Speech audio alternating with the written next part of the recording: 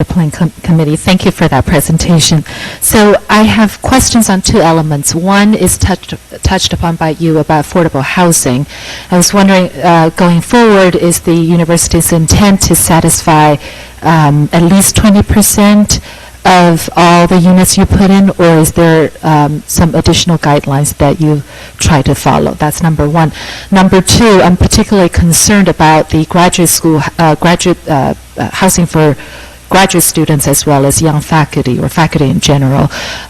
One of the elements I didn't hear you talking about is the number of school-age children anticipated on this site. Our K-through campuses are pretty much over capacity as of today.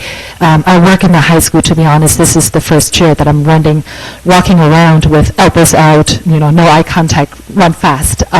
So we are reaching the capacity. So I hope that you can put that into your consideration as well. Thank you. Thank you. Those are good points.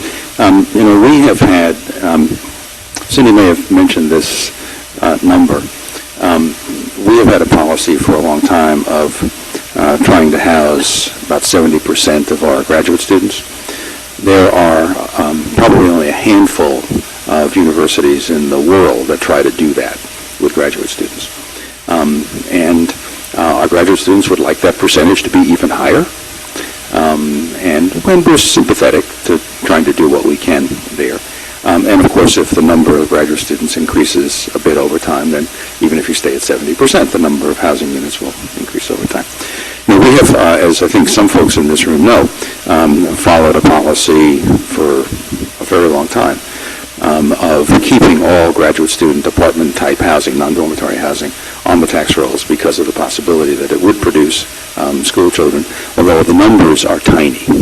The number of students coming out of, for instance, graduate student housing, where's Kristen, is, it's like 20 or something like that. So it's a very small number of students. But it's a recognition that that housing, could produce some number of school children. But we will continue to be attentive to that. I think on affordable housing, our understanding is that, lots of development, we don't think of ourselves as a developer. We're not a developer. Developers may come in and challenge whether they should have to provide 20%. We've always agreed to that, and I imagine we would continue to do that on affordable housing.